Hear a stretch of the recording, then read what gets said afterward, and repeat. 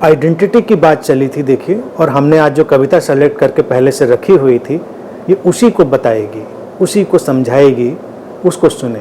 तो ये होता है कॉस्मिक अलाइनमेंट। अनुपम का प्रश्न था, अब ये अनुपम देखिए मिस्ट्री, ये अस्तित्व का यही लीला होती है ना।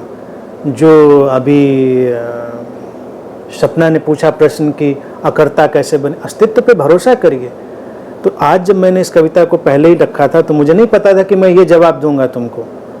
और अब इस कविता को सुने कृष्णा जी की। आईने को जब आईना होकर देखा तो जाना कि आईने में चेहरों की एक बस्ती बसती है।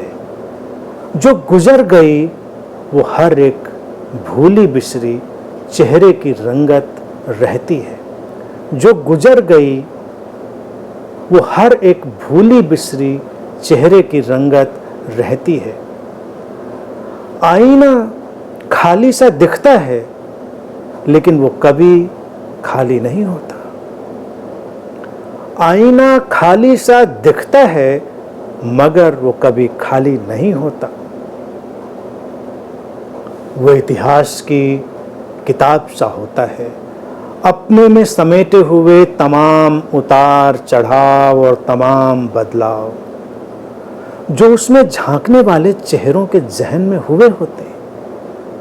इतिहास के बदलाव उनको आईना समेटे रहता है जो उसमें झांकने वाले चेहरों के जहन में हुए होते हैं। कभी कभी किसी के सामने किसी खामोश पल में, कभी कभी किसी के सामने किसी खामोश पल में आईना खुलता है किताब की तरह, और तब चेहरों की एक भीड़ उभरती हुई चली आती है आईने के जिस्म से।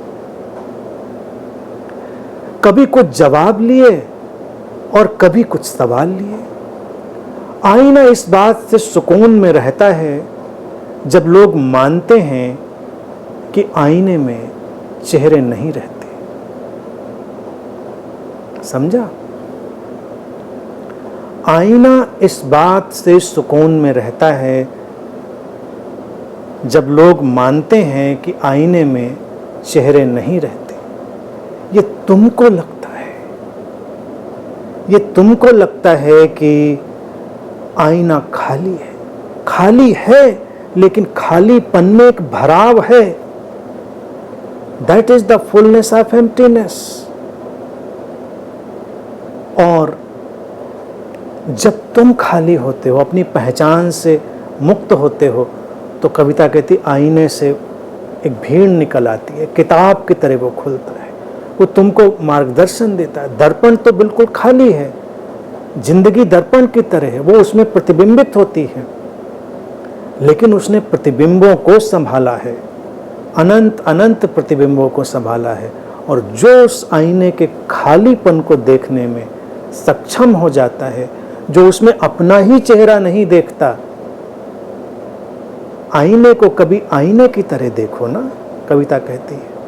आईना इसलिए देखो कि उसमें तुम्हें अपना चेहरा देखना है। जिंदगी को कभी जिंदगी की तरह देखो। जिंदगी को इसलिए ना देखो कि जिंदगी को तुम्हें ही बनाना है। जिंदगी के पास और भी बहुत काम है, और भी लोगों के ऊपर काम करना है। तो जिंदगी तुम्हारे लिए एक किताब की तरह खुलेगी, कुछ नया होगा। ये इस कविता का मर्म था, ये सभी के लिए संदेश भी था।